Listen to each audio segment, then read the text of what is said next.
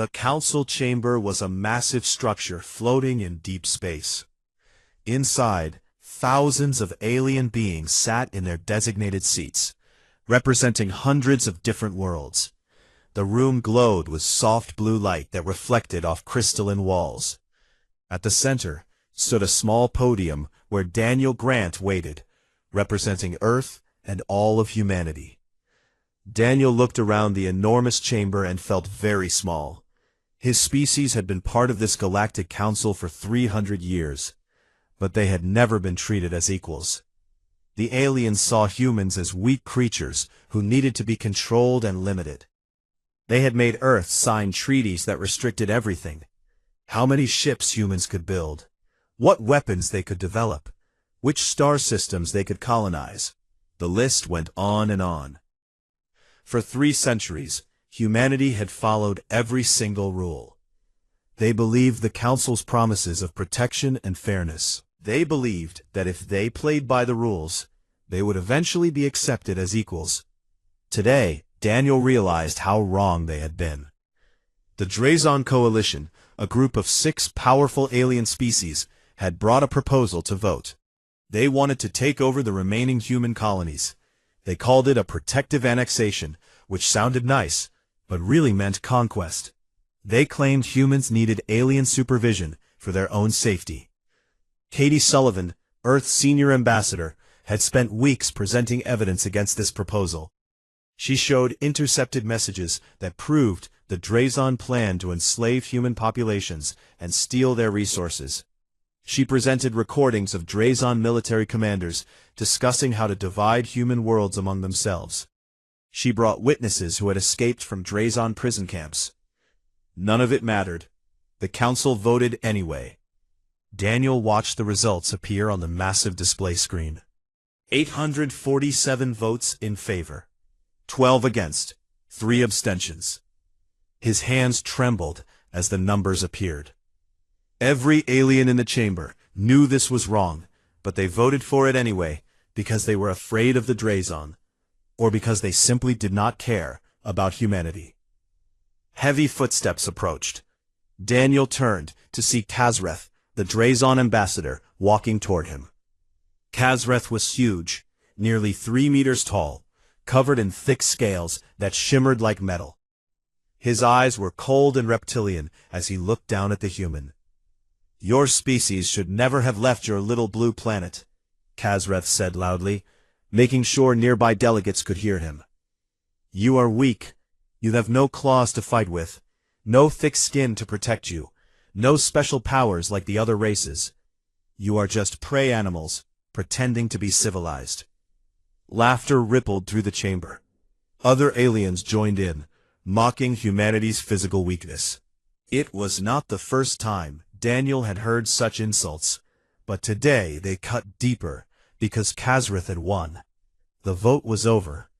Earth had lost. Katie placed her hand on Daniel's shoulder. Her touch was steady and calm. She stepped up to their podium and activated the communication system, so her voice would reach every corner of the galaxy. "This council has made its decision," Katie said, her voice cold and controlled. "Humanity will respond accordingly." The laughter stopped. Something in her tone made even the most arrogant aliens pause. It was not anger or fear in her voice. It was certainty. "For 300 years, Katie continued, "we have honored every agreement you forced upon us, every treaty that limited our growth, every restriction you placed on our military and technology. We did this because we believed in the principles this council claimed to represent: justice, fairness, protection of all species." Holographic documents materialized in the air above the chamber floor. There were hundreds of them, maybe thousands. Every treaty, every accord, every agreement that had bound humanity for 3 centuries appeared floating in the air for all to see. "We believed you," Katie said quietly. "That was our mistake." She pressed another button. One by one, the holographic documents began to glow red and then dissolve into nothing. The chamber watched in shocked silence as 300 years of treaties disappeared. Effective immediately, Katie announced. The human race withdraws from all Galactic Council treaties and accords. We recognize no authority over our species except our own. We acknowledge no restrictions except those we choose to impose on ourselves. As of this moment, humanity is bowed by nothing you have written. The chamber erupted into chaos. Aliens shouted in dozens of different languages. Others activated their communication devices to contact their home worlds. The Council Arbiter, an ancient being of pure energy named Lysander, flared brightly with indignation. "You cannot simply withdraw." Lysander's voice boomed through the chamber like thunder. "These treaties are binding. They exist to protect you and maintain order in the galaxy." Katie smiled. It was not a warm smile. It was the kind of smile that made Daniel think of predators showing their teeth before they attacked. "Then stop us," Katie said simply. Daniel activated the final protocol. It was a transmission that had been prepared years ago and locked behind security codes that required approval from every branch of Earth's government. The message went out simultaneously to every human colony, every military base, every research station scattered across their 12 star systems. The transmission contained only 2 words: Pandora opens.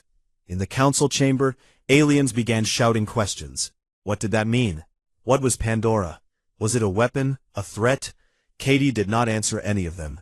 She simply gathered her documents and walked toward the exit, with Daniel following close behind. As they reached the door, Kazreth blocked their path. "You will regret this," he hissed. "The Drazon Coalition will enforce the Council's decision.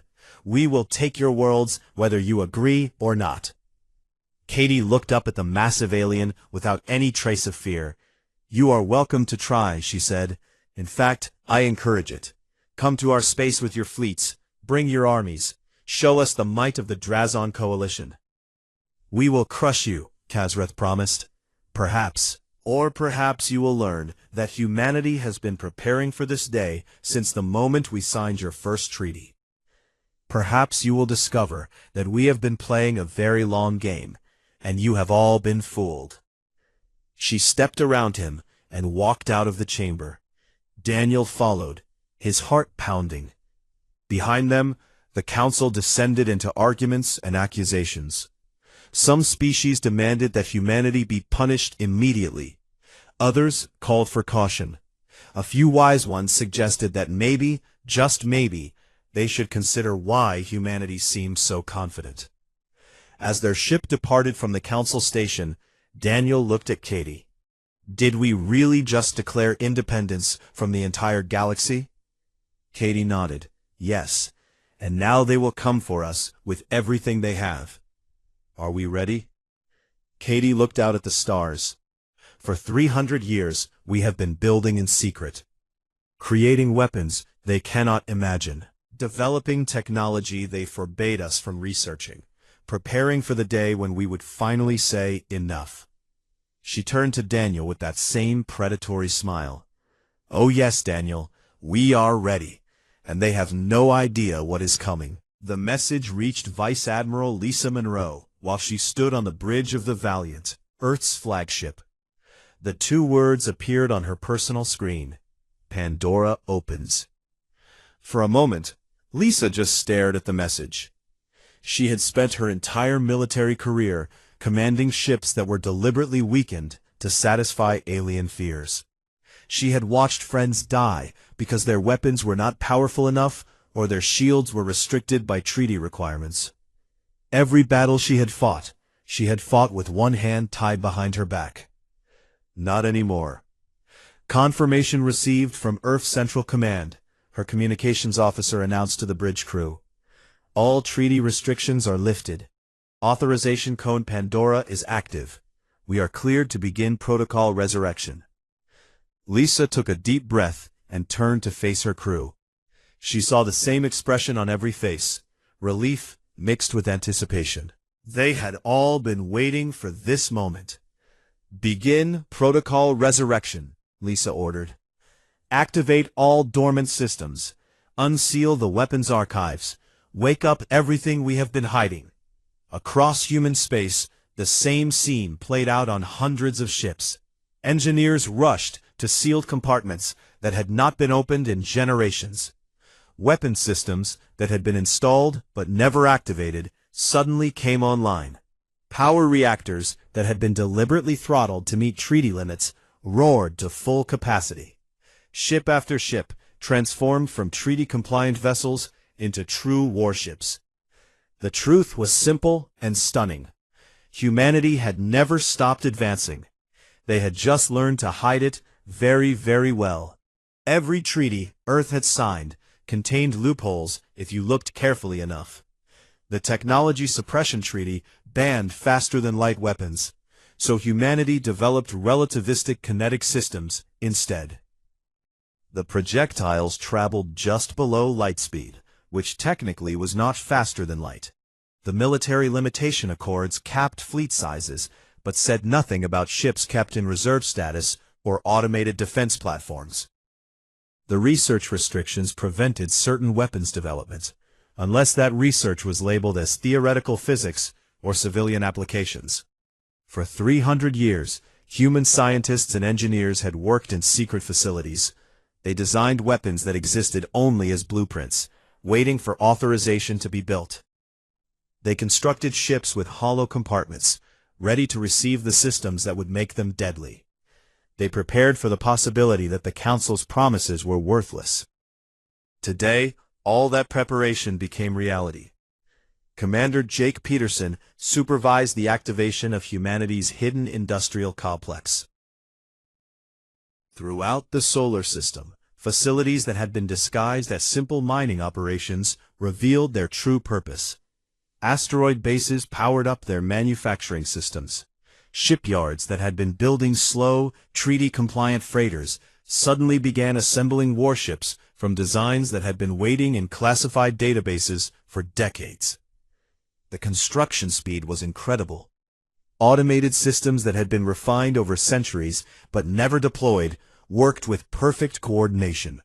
Swarms of construction drones assembled ships at a rate that would have seemed impossible under the old restrictions. They worked without rest, without mistakes, guided by artificial intelligence programs that the Council had forbidden, but humanity had created anyway.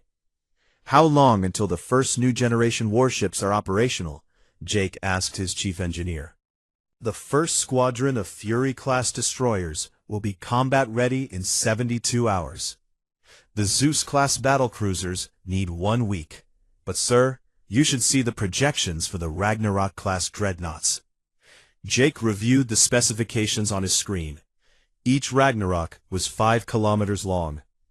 The designs showed weapon systems that drew power from miniature black holes, technology the Council had explicitly banned as too dangerous for younger species. Each ship carried enough firepower to crack a planet's crust or sterilize an entire star system. The design had been finalized 200 years ago. Humanity had simply been waiting for permission to build them. How many can we produce at full capacity? Jake asked. 12 per month, Emma replied. More if we activate the secondary foundries. On the Valiant, Lisa received status reports from across human space. Every colony, every outpost, every hidden research station reported the same thing. They were ready. Defense installations that the Council believed were simple planetary shields revealed themselves as fortress networks capable of fighting off entire invasion fleets. Civilian cargo ships that had been carrying trade goods for decades activated hidden weapon systems. But the most important changes were happening in laboratories across human-controlled space. Dr. Alex Carter led a research team that had spent careers working on projects labeled as theoretical research. The Council had dismissed their work as impractical daydreaming. Studies on exotic matter, quantum entanglement, dimensional physics. None of it seemed immediately useful, so the aliens had ignored it.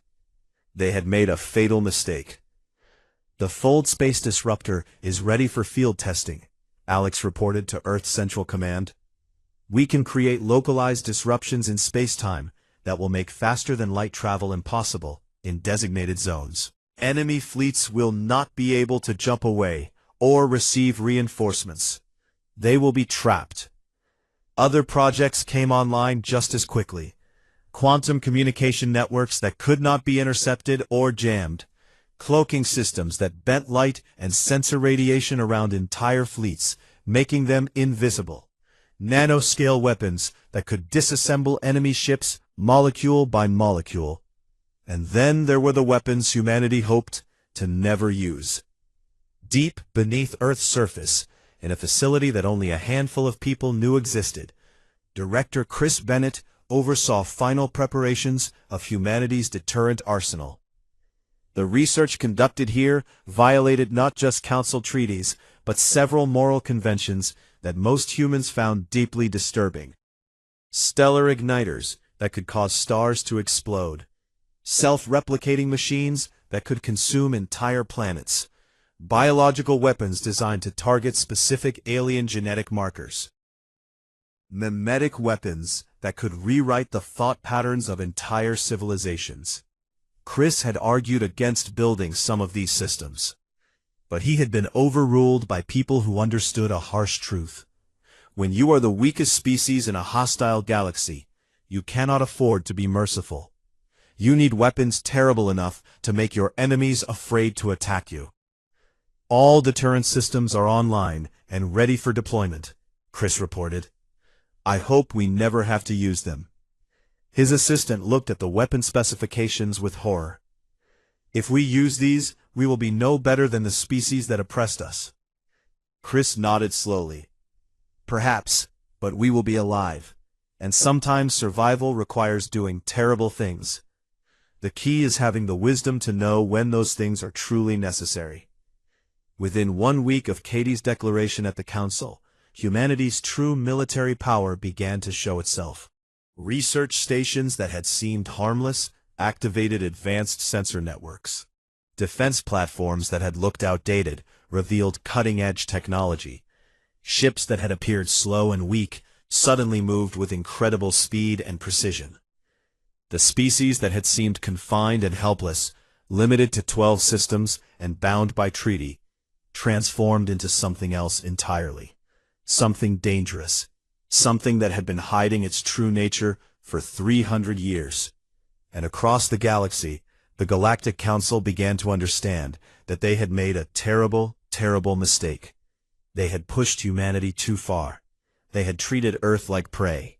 They had forgotten that on Earth's homeworld, prey animals did not survive. Predators did. Humanity had always been predators. They had just been pretending to be prey until the right moment arrived. The Drazon Coalition moved fast after humanity's withdrawal from the treaties. Kazreth, confident in his species' strength, gathered an armada of 5,000 warships to enforce the Council's annexation order. It was the largest military force seen in Council space for over a century. Overwhelming power meant to crush human resistance in one devastating attack. The fleet assembled at the edge of human territory, in a system that Earth had been forced to abandon decades earlier. Kazreth stood on the bridge of his flagship, the Eternal Conquest, watching his fleet arrange itself into battle formation. 5,000 ships. Surely more than enough to defeat the primitive humans. Intelligence reports indicate the humans have 12 systems and approximately 300 military vessels, his tactical officer reported.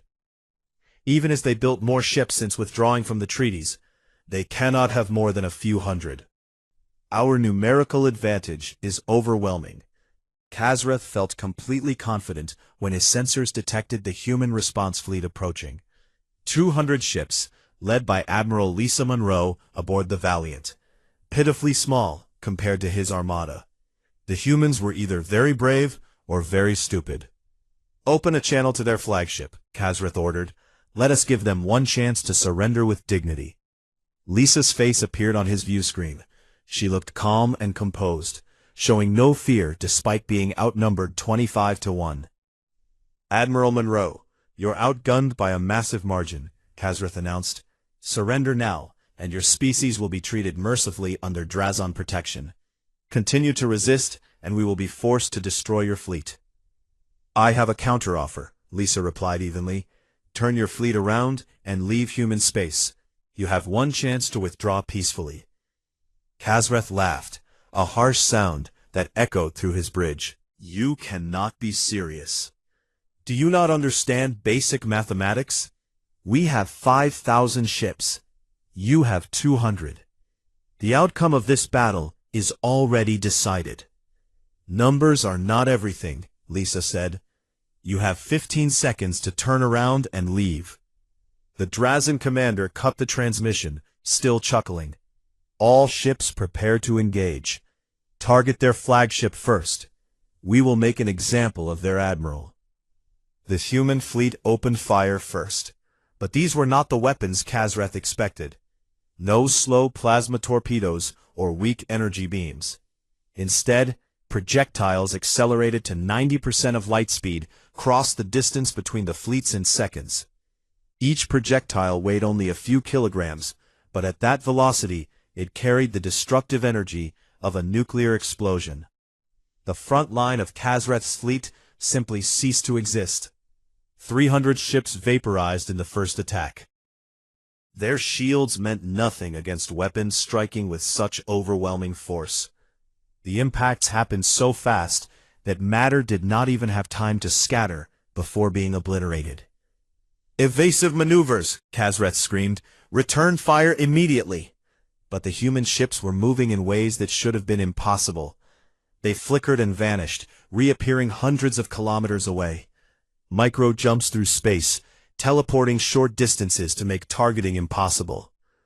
Their shields absorbed energy weapon fire that would have destroyed treaty-compliant vessels, powered by reactors that had been hidden for generations.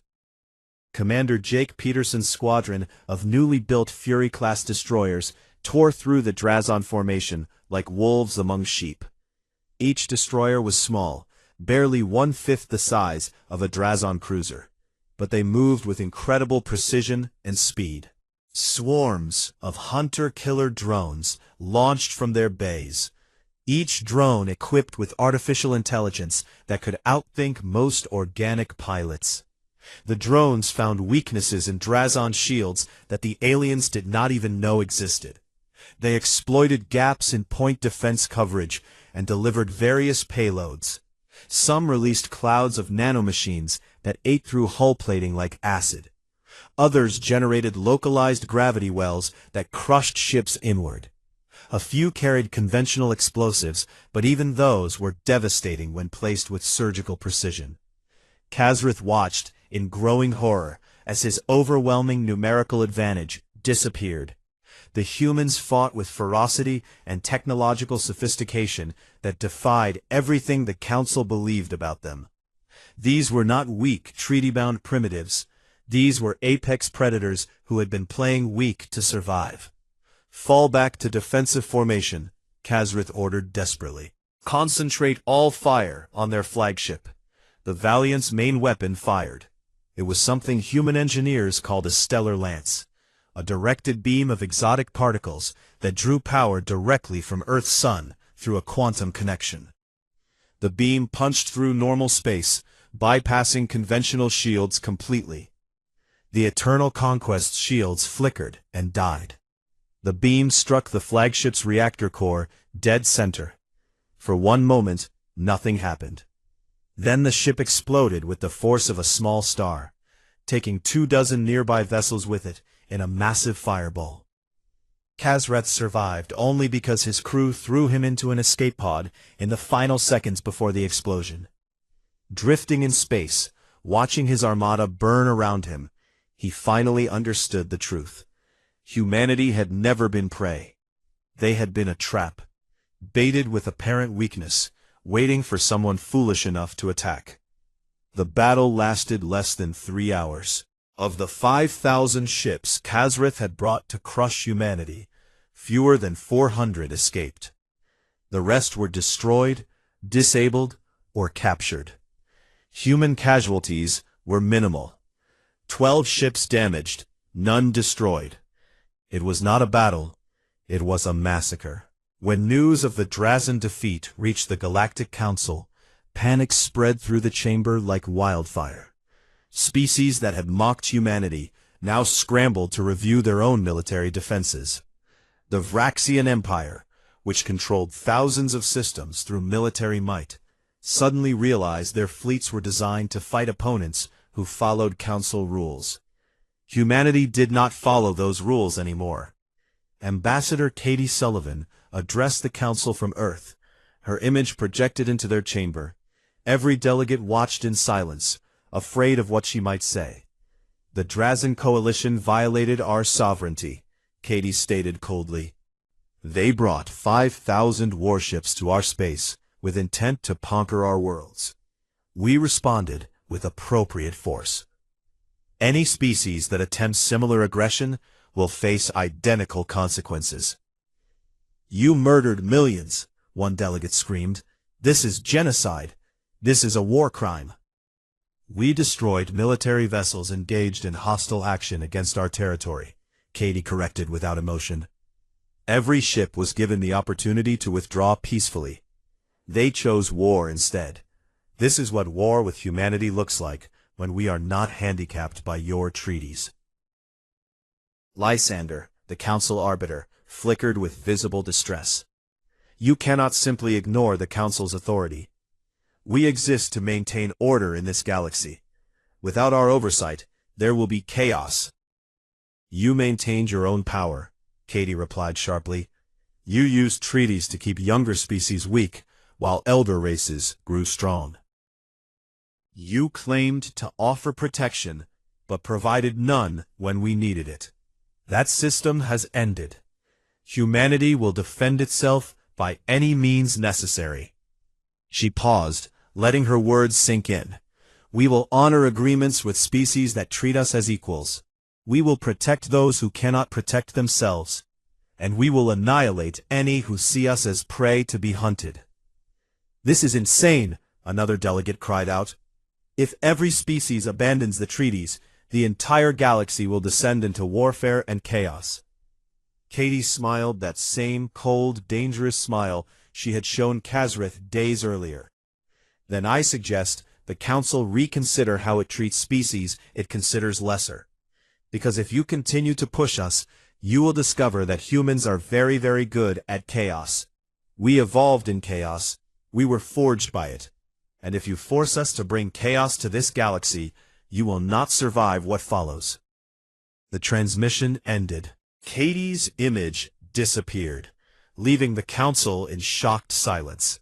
Across the galaxy, military planners began revising their strategies. Treaties that had seemed permanent suddenly looked fragile. The balance of power that had existed for thousands of years was shifting. And at the center of that shift was a species that everyone had underestimated. Humanity had been taunted. They had been pushed. They had been told they were weak and helpless. They had responded by showing the galaxy exactly how wrong that assessment was. The Vraxian Empire had ruled its region of space for 5,000 years. Its military forces numbered in the hundreds of thousands. Emperor Vexnar, a being of pure energy contained within a massive crystalline form, watched humanity's victory over the Drazan with contempt rather than concern. "The Drazan were weak and stupid," he declared to his war council. "They relied on numbers without proper strategy. We will not make the same mistake." The Vraxian Empire controlled 47 star systems along humanity's border. Those systems had once belonged to a species called the Terrellians, before the Vraxians exterminated them 2 centuries ago. The Council had condemned the genocide, but done nothing to stop it. Now Vexnar saw an opportunity to expand his empire further, by crushing the upstart humans.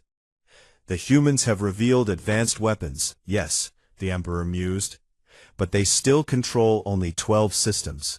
We will not attack their fleets. We will attack their worlds directly. Simultaneous strikes on all 12 colonies. We will force them to spread their forces thin, trying to defend everything. Then we will crush them, system by system."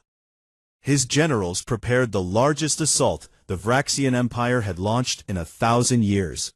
100,000 warships would jump into human space simultaneously, bypass the frontier defense fleets entirely, and bombard the colonies from orbit. Without their infrastructure and population centers, humanity would collapse quickly. The attack was scheduled to begin in 72 hours. It never happened. On Mars, Dr. Alex Carter activated a system he had hoped humanity would never need to use. The Fold Space Disruptor Network came online, creating massive distortions in the fabric of space-time around all Vraxian-controlled systems. Faster-than-light travel became impossible within the affected zones.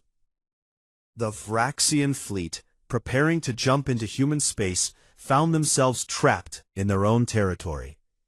"What is happening?" Vexnar raged at his scientists. "Our jump drives are offline. All of them. Fix this immediately." Before his scientists could even begin analyzing the problem, humanity struck back. The attack did not come from conventional fleets. Instead, weapons platforms that had been hidden in deep space for decades suddenly activated.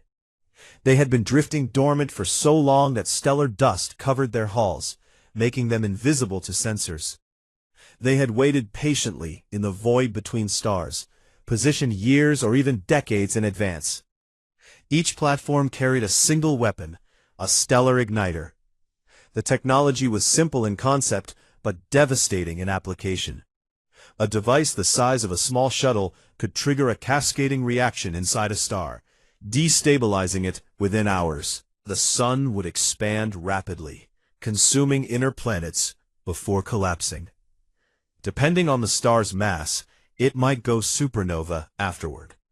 Humanity activated 12 stellar igniters simultaneously, targeting 12 critical Vraxian systems. Emperor Vexnar received the alerts at the same time. 12 of his most important systems, including the imperial capital, were experiencing catastrophic solar instabilities. His scientists projected complete stellar collapse within 30 hours.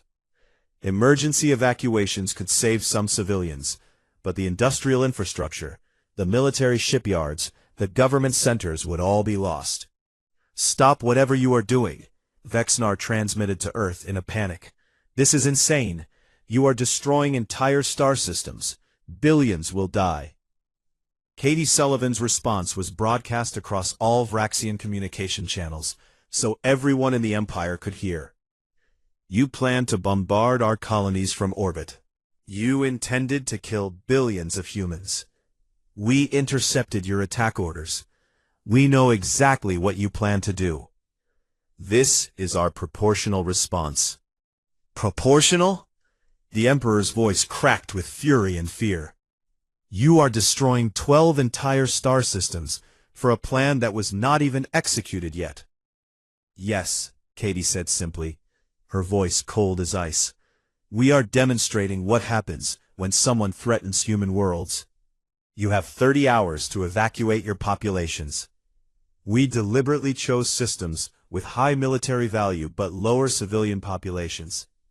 We are not monsters, Emperor Vexnar, but we are absolutely willing to do monstrous things to protect our species. The Council will condemn this action. They will brand you as criminals. The Council is complicit in everything that has happened to humanity for 3 centuries, Katie replied.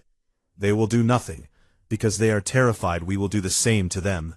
They know we have the capability. They know we have the will. They will stay silent and hope we never turn our weapons on their worlds. Vexnar realized she was right. He could already see the panicked transmissions flooding in from other Council species. They were not condemning humanity's actions. They were desperately reviewing their own plans and military positions, terrified they might be next on humanity's target list. "What do you want from us?" the Emperor asked, his voice defeated. "Complete and immediate withdrawal from all 47 systems along our border," Katie stated. "Full reparations for the resources you extracted from those worlds over the past 2 centuries, and a non-aggression treaty that you will actually honor, because you will understand the consequences of breaking it." And if I refuse these demands, then we activate the stellar igniters positioned in your remaining 35 systems. All of them, simultaneously. Your entire empire dies in fire. Every world you control becomes ash. And we will sleep soundly at night, knowing we eliminated a threat to human survival. The Emperor stared at her transmitted image, searching desperately for any sign that she was bluffing. He found none. This human female meant every single word.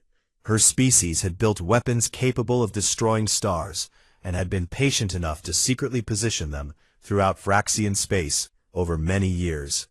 They had planned for this exact scenario while pretending to be weak and harmless. "I accept your terms," Vexnar said quietly, his pride shattered. The evacuation of 12 Vraxian systems became the largest humanitarian crisis in recorded galactic history.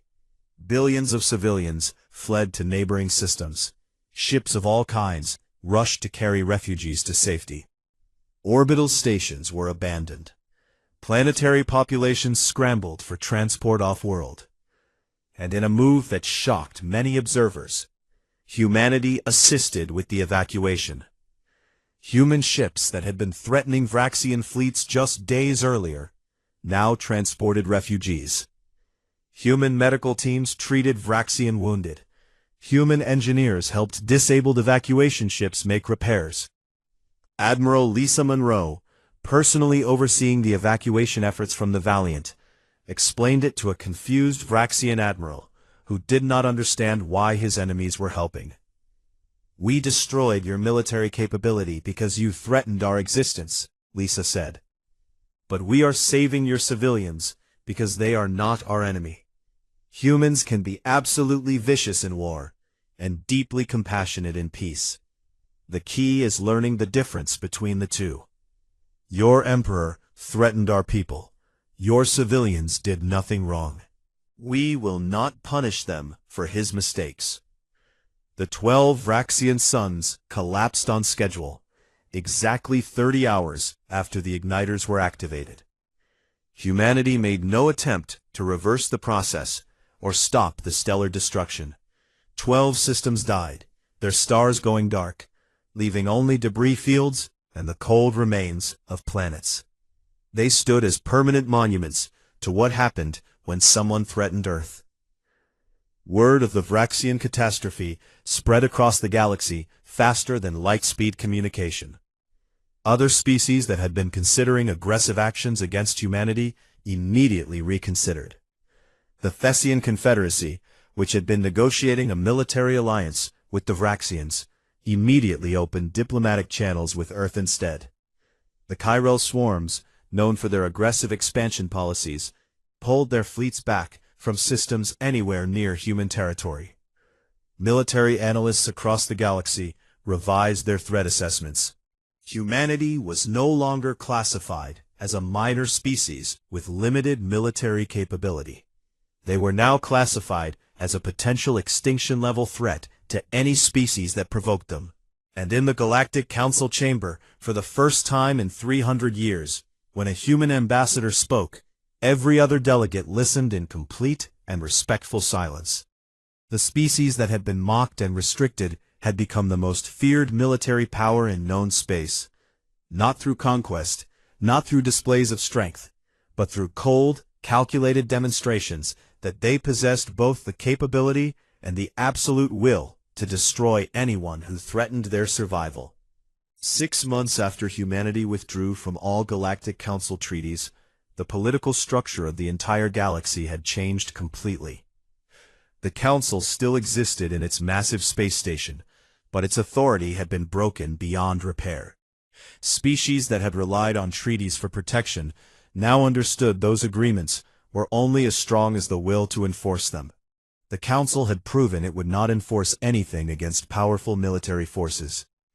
Humanity had demonstrated overwhelming power, and the galaxy reacted with a mixture of fear and pragmatism. Ambassador Katie Sullivan walked through the corridors of the council chamber. The atmosphere was different now. Where before she had been met with condescension and mockery, now delegates stepped aside respectfully, when she passed. Some even bowed slightly, though whether from respect or fear, she could not tell. The Galactic Council had requested, not demanded, that humanity return for new negotiations. The tone of their invitation had been completely different from the arrogance humanity endured for 3 centuries. They were asking, almost begging, for Earth to participate in creating a new system of galactic governance. Katie entered the main assembly hall and immediately noticed the changes. The chamber had been rearranged. Humanity's podium, which had been placed in the back with other minor species, now stood at the front, level with the elder races. The symbolic message was clear. Earth was no longer considered lesser. Lysander, the council arbiter, shimmered with carefully controlled emotion. Ambassador Sullivan, thank you for agreeing to attend these discussions. I am here to listen. Whether we agree to anything depends entirely on what you are offering. A delegate from the Thessian Confederacy spoke first. The Council wishes to propose a completely new framework for interstellar relations, one that acknowledges the realities that recent events have made abundantly clear. The old system was flawed. Katie waited silently, letting them make their case. She would not make this easy for them. The old treaties were designed for a different era. Another delegate continued carefully. We now see that they created resentment and instability rather than peace and cooperation. We propose a new system based on mutual respect and recognition of sovereign equality for all species. The treaties you spent 3 centuries forcing on my species, Katie asked coldly, the ones that restricted our military, limited our technology, prevented our expansion, now you have suddenly discovered they created resentment? The chamber shifted uncomfortably. Many delegates looked away, unable to meet her gaze. We acknowledge that serious mistakes were made, Lysander said carefully. The Council failed to treat all species with appropriate respect and dignity. We wish to correct those errors. No, Katie said firmly. The Council succeeded at exactly what it was designed to do. Keep powerful species powerful and weak species weak. Maintain the status quo where elder races controlled everything. You only care now because we proved we are not weak. Because we demonstrated we can destroy anyone who threatens us. Admiral Lisa Monroe, attending the session in her formal uniform, stood beside Katie. She had become legendary across the galaxy. The human who destroyed 5,000 ships with only 200. Some species feared her. Others respected her. None underestimated her anymore. What humanity wants is simple, Lisa stated clearly.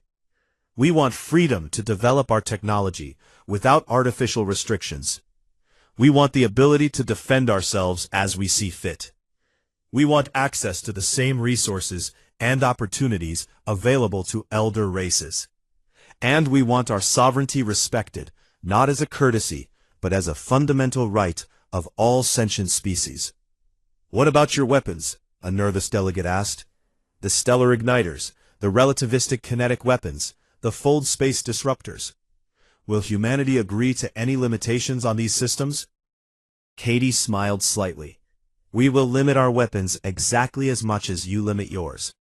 If the Council wants real disarmament treaties that actually mean something, we will participate. But only if they apply equally to all species without exception, including the elder races. The chamber erupted in protests.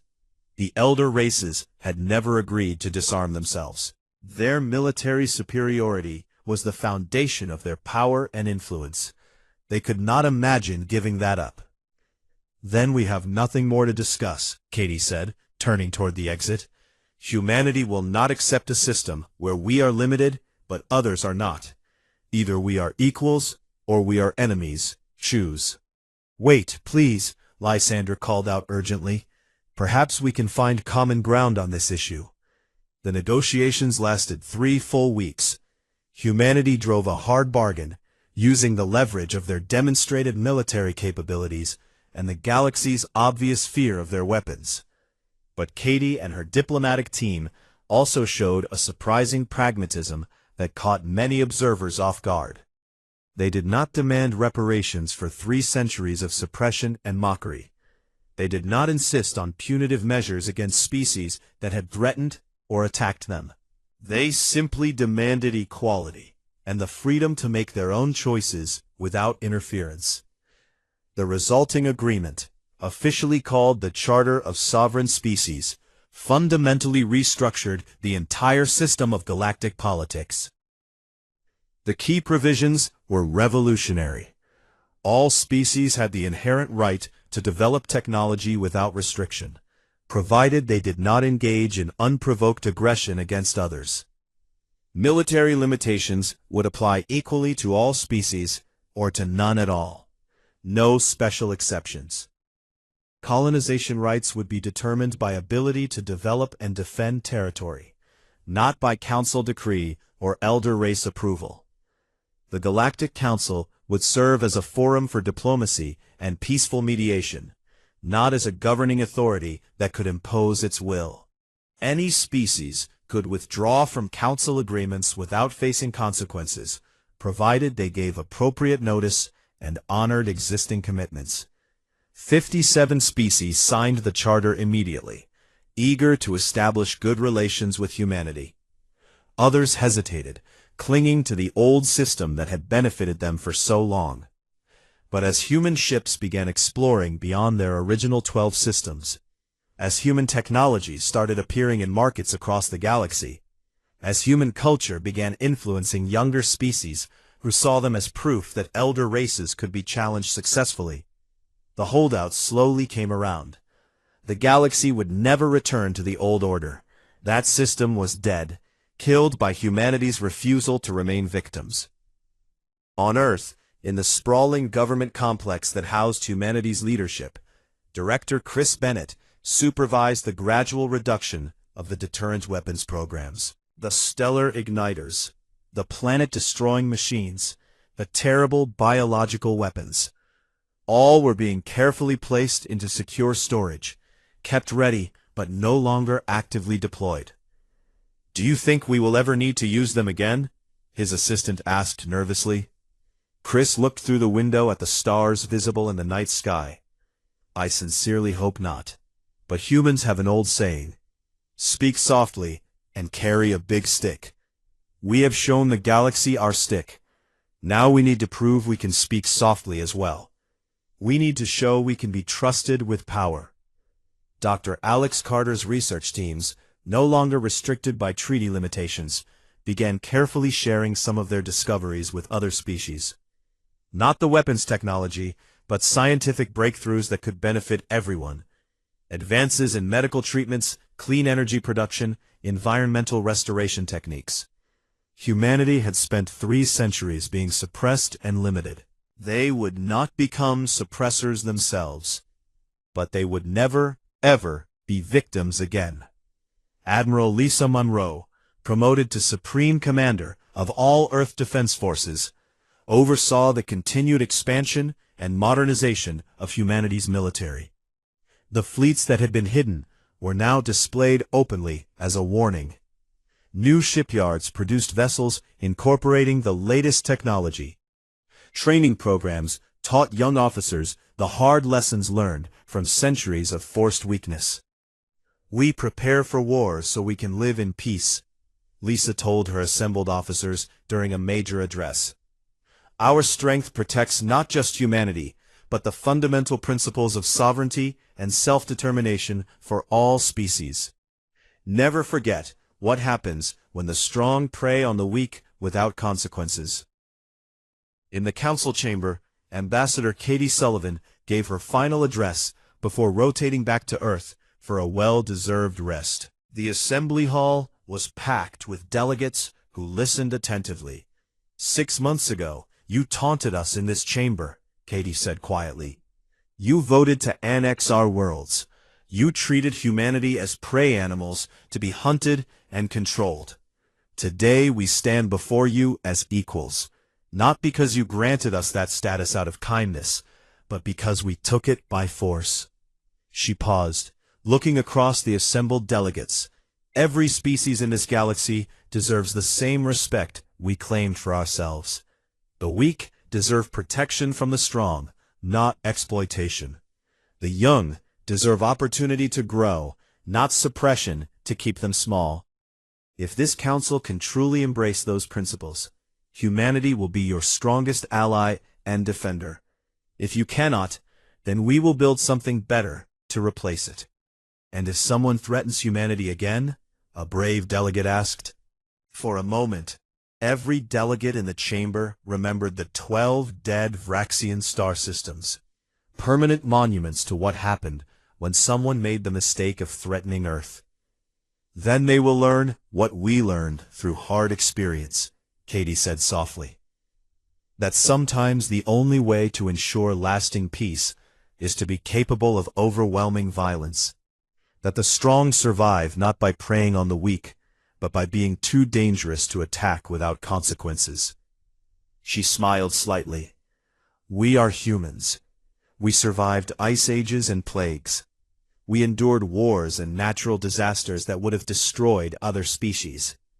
We thrived on a harsh world that forged us into survivors. You taunted us in this council, and we ended every treaty overnight. Now we offer you something better: genuine partnership, mutual respect, and the promise that we will defend those principles with every weapon in our arsenal. Katie's final words echoed through the chamber. Choose wisely. The galaxy chose partnership, not because they suddenly loved humanity, but because they understood the alternative was destruction on a scale they could not imagine. The species that had been mocked and restricted for 3 centuries became the shield protecting younger races from elder predators. They became the sword enforcing principles of sovereignty and freedom. Humanity had been taunted. They responded by breaking every chain and demonstrating their true power. But in victory, they showed the wisdom and compassion that would define them for ages to come. They were no longer prey. They were protectors who chose to defend rather than conquer. And that choice made all the difference.